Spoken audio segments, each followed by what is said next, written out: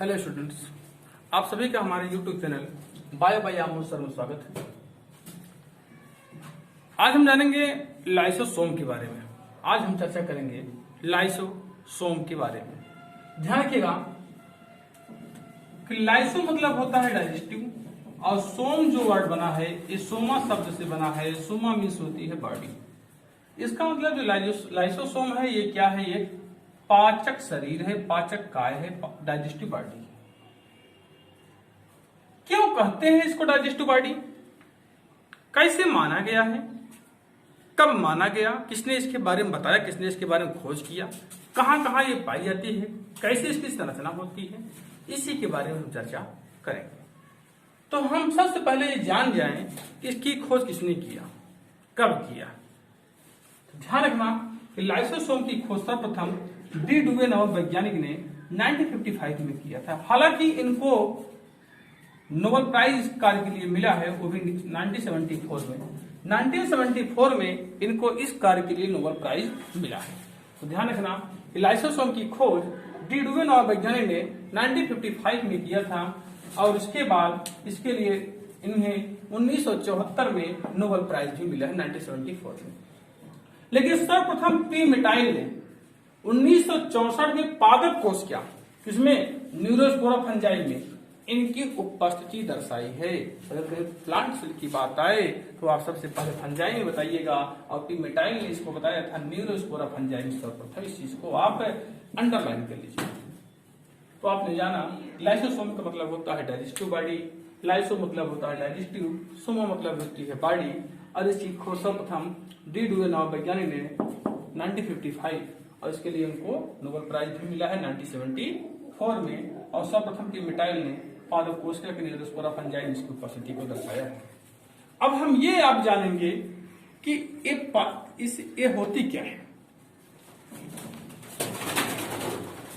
ध्यान रखना कि लाइसोसोम जो है एक थैली नुमा संरचना होती है। लाइसोसोम एक थैली नुमा संरचना होती है।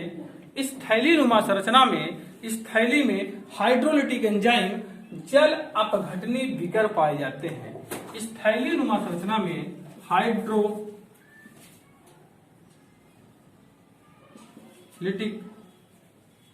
एंजाइम पाए जाते हैं। हाइड्रो मतलब होता है जल और लाइटिक मतलब होता है टूटना यानी अपघटन होना। जल अपघटनी विकर, जल अपघटनी विकर कहते हैं इसे। इसका हिंदी होता है जल अपघटनी विकर। याद रखिएगा ये पादप कोशिकाओं में तो कम लेकिन जंतु कोशिकाओं में सबसे अधिक पाए जाते हैं। और जंतु कोशिकाओं में जैसे ल्यूकोसाइट, पैंक्रियाटिक कोशिकाओं में ल्यूकोसाइट और पैंक्रियाटिक कोशिकाओं में ये पाए जाते हैं। तो हम जानते हैं, अब जानेंगे इसके बारे में, इसकी स्ट्रक्चर कैसी होती है।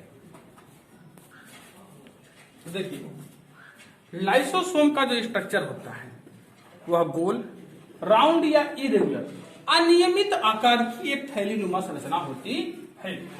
इस थैली का जो व्यास होता है 0.4 माइक्रोन से 0.8 माइक्रोन का होता है। इस थैली में हाइड्रोलिटिक एंजाइम, इस थैली में हाइड्रोलिटिक एंजाइम भरे होते हैं। हाइड्रोलिटिक एंजाइम का मतलब होता है कुछ प्रोटीन पाचक एंजाइम होंगे, कुछ कार्बोहाइड्रेट पाचक होंगे, कुछ वसा पाचक एंजाइम भरे होंगे। इसमें कार्बोहाइड्रेट, वसा, प्रोटीन पाचक एंजाइम भरे होते हैं। यह थैली जो होती है इसकी जो बाहरी थैली का जो बाहरी आवरण होता है, आउटर मेम्ब्रेन होता है, या सिंगल यूनिट मेम्ब्रेन होती है या अकेली मेम्ब्रेन होती है, इसे यूनिट मेम्ब्रेन कहते हैं। इसे यूनिट मेम्ब्रेन कहते हैं। और यह यूनिट मेम्ब्रेन प्रोटीन लिपिड की बनी होती है। यह यूनिट मेम्ब्रेन प्रोटीन और लिपिड की बनी होती है। और इसके अंदर का भाग जो होता है उसमें लगभग 30 से 35 प्रकार के जो है जल अपघटनी एंजाइम भरे होते हैं। ध्यान रखना कि लाइसोसोम के दो भाग होते हैं, एक आउटर एक इनर। जो आउटर होता है वो यूनिट मेम्ब्रेन की बनी एक थैली नुमा संरचना होती है जो प्रोटीन लिपिड की बनी होती है। लेकिन जो अंदर का भाग होता है तो 30 से 35 प्रकार के जल अपघटनी एंजाइम भरे होते हैं। अब हम ये जानेंगे कि इसकी उत्पत्ति होती कैसी है, इसकी ओरिजिन कैसी होती है। तो ध्यान रखना कि पिछली वीडियो में हमने इसके बारे में थोड़ा सा चर्चा किया था कि इसकी उत्पत्ति, लाइसोसोम की उत्पत्ति जो होती है यह गाल्जी काय की थैलियों से, गाल्जी बॉडी की वेसिकल थैलियों से या ER ट्यूबुल्स, एंडोप्लाज्मिक रेटिकुलम के ट्यूबुल्स से होती है। ध्यान रखना कि इसका जो निर्माण होता है, इसकी जो उत्पत्ति होती है गाल्जी बॉडी की थैलियों से या ER की नलिकाओं से होता है। और इस प्रकार इनसे बने लाइसोसोम को प्राथमिक लाइसोसोम, प्राइमरी लाइसोसोम कहते हैं। इस प्रकार से बने लाइसोसोम को प्राइमरी लाइसोसोम कहते हैं।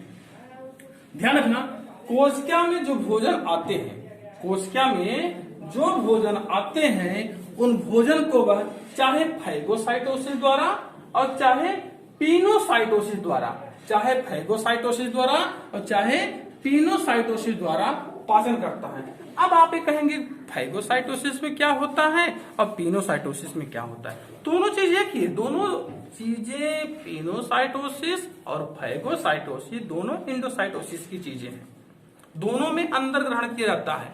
बस पिनोसाइटोसिस में यह होता है जैसे हम ड्रिंक करते हैं, पीते हैं।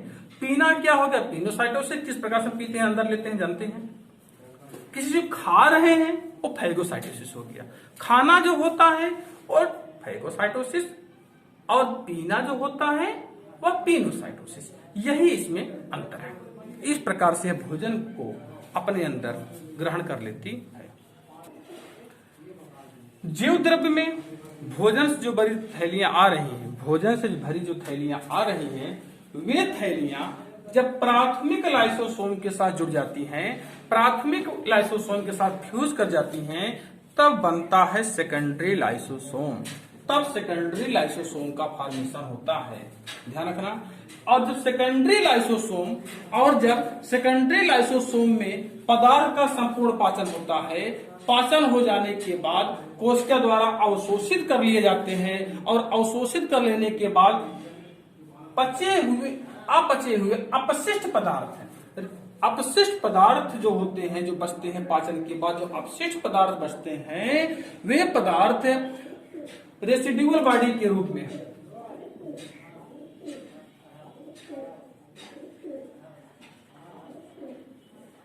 रेसिड्यूअल बॉडी के रूप में कोशिका से बाहर निकाल दिए जाते हैं। इस प्रकार से अपशिष्ट पदार्थों का कोशिका से बाहर निकलना ही, अपशिष्ट पदार्थों का कोशिका से बाहर निकलना ही एक्सोसाइटोसिस कहलाता है। एक्सोसाइटोसिस कहलाता है।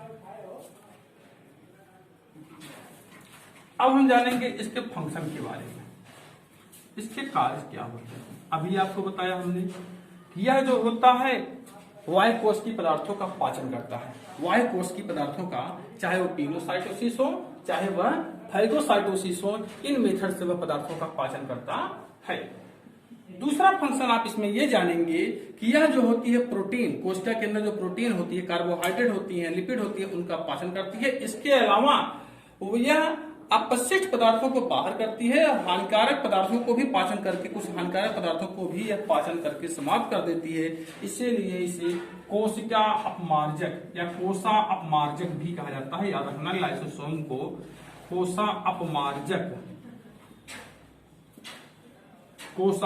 अपमार्जक भी कहते हैं। ये चीज नीट की दृष्टिकोण से बहुत इंपॉर्टेंट है। इसे इंग्लिश कहते हैं सेल स्कैवेंजर, सेल स्कैवेंजर्स। और चीज रखिए, अगला फंक्शन, यदि आपको चोट लग गई, घाव लग गई, घाव लग जाने के बाद उस घाव के आसपास की जो कोशिकाएं होती हैं, उस घाव के आसपास की जो कोशिकाएं होती हैं, वह उनकी कोशिकाओं को नष्ट कर देती है, जिससे इन्फेक्शन दूर दूर तक नहीं फैल पाता। इन्फेक्शन को फैलने से रोका जा सकता है और इस कारण से घाव से अधिक हानि होने से यह हमें बचाती है। इसका एक मोस्ट इंपॉर्टेंट फंक्शन है, घाव के संक्रमण से हमें बचाती है। अतः इसे ऑटोलाइसिस भी कहते हैं। ऑटोलाइसिस का मतलब होता है यह स्वतः आसपास की कोशिकाओं को नष्ट कर देती है, जिससे उसका संक्रमण अन्य कोशिकाओं तक न फैल पाए। इस प्रकार से ऑटोलाइसिस क्रिया में भी महत्वपूर्ण रोल निभाता है। यह सूत्री विभाजन में भी सहायता करता है, यह सूत्री विभाजन में भी सहायता करता है। कुछ इंपॉर्टेंट टॉपिक हम आपको बता रहे हैं एनसीईआरटी जो कि नीट लेवल के हैं, कंपटीशन दृष्टिकोण से बहुत इंपॉर्टेंट है। लाइसोसोमल जो एंजाइम होते हैं, जो लाइसोसोम में एंजाइम पाए जाते हैं, वह एंजाइम जो होता है एसिडिक होता है, अम्लीय होता है, जिसका पीएच वैल्यू दिया गया है 4.6 से 5 तक का होता है। इस पर ज्यादा एक्टिव होते हैं। लाइसोसोम में एसिडिक होते हैं, इसका पीएच वैल्यू सामने आपके दिया गया है। लाइसोसोमल जो एंजाइम होते हैं provide second line of defence of body. Second line of defence of the body का मतलब होता है कि शरीर को जो होता है, ये शरीर को सुरक्षा प्रदान करने का कार्य भी करते हैं। और लाइसोसोम में एक प्रोटीन प्रकृति का एंजाइम पाया जाता है। मोस्ट इंपोर्टेंट चीज बता रहे हैं कि लाइसोसोम में एक प्रोटीन प्रकृति का एंजाइम पाया जाता है, वह एंजाइम है कैटेक्सिन। यह एंजाइम टाइडपोल, मेढक की शिशु प्रवस्था, टाइडपोल के टेल को डिजनरेट कर देती है, समाप्त कर देती है। और टाइडपोल का टेल जब समाप्त हो जाता है, टाइडपोल का टेल जब समाप्त हो जाता है, तब यह फ्रॉग यानी मेढक में बदल जाता है। टाइडपोल का मेढक में बदलना ही, टाइडपोल का मेढक में बदलना ही मेटामॉर्फोसिस कायांतरण कहलाता है। लाइसोसोम की कोई आकार निश्चित नहीं होती, अतः इसे प्लियोमार्फिक ऑर्गेनेल्स कहते हैं। प्लियोमार्फिक ऑर्गेनेल भी कहा जाता है। प्राइमरी लाइसोसोम में जो होते हैं इनएक्टिव एंजाइम होते हैं, याद रखिएगा। प्राइमरी लाइसोसोम है इनएक्टिव एंजाइम्स, सेकेंडरी लाइसोसोम है डाइजेस्टिव वैक्यूल, डाइजेस्टिव वैक्यूल, और टर्शियरी लाइसोसोम को रेसिड्यूअल बॉडी भी कहा जाता है। टर्शियरी लाइसोसोम को रेसिड्यूअल बॉडी कहा जाता है। ये एनसीईआरटी के इंपॉर्टेंट टॉपिक रहे।